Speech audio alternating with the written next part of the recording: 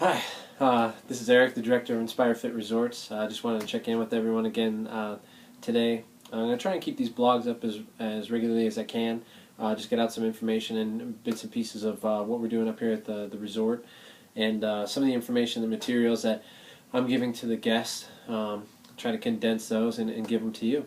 So just wanted to do a quick little thing and just a little bit about habits and kind of what they are, I guess, or whether or not you can break them. I got a lot of good information actually from Charles Duhigg's book, The Power of Habit. There's also like a quick read on it, which is on iTunes, or digital form, and it's like Power of Habit in 30 minutes. For those of you who don't want to do a ton of reading, you can basically get like the Cliff Notes version, of that book on there as well. So anyway, what essentially this talks about are the things that I like to incorporate the most into our program is the understanding that habits cannot be broken. There's a cue, there's a routine, and a reward. And this is Charles' habit loop, which he goes on to describe in his books and his literature. But essentially it's the things that we can't affect the cue. The cue happens to us, our body takes that in, that sensory organ, right? And then the routine is what we did to achieve the reward that came from that. So that's where we can play with it, is in this routine. So essentially when you're looking to change habits, or when you're looking to develop healthier habits or make alternate choices, understanding that your body is naturally going to go through this type of cycle is important. Because what enables you to do is, instead of fighting who you are and fighting what your genetics are, and fighting yourself to where you're having to go through this resistance and battle, and now it's actually like work. If you do some reading on this and you understand what actually happens, is you're able to kind of bypass the system, and you're still kind of able to feed and get the reward sensation that your body's looking for, your body chemistry that makes you crave these things or makes you want to follow these routines, right?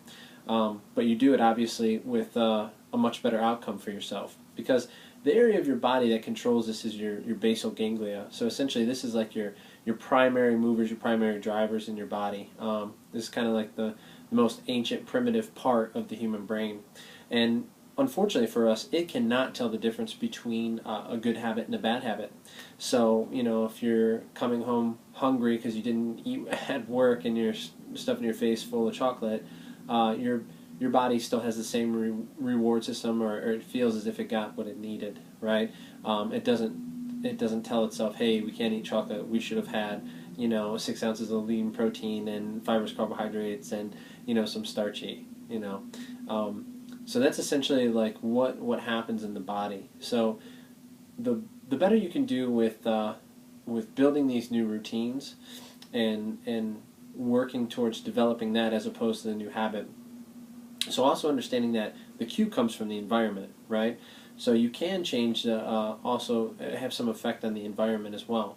So for instance, if like you walk in every day from work and you go and set your purse down and go grab a glass of wine, right? And you're looking to you understand that consuming alcohol like that regularly is going to lead to excess weight gain of probably 10 pounds a year, right?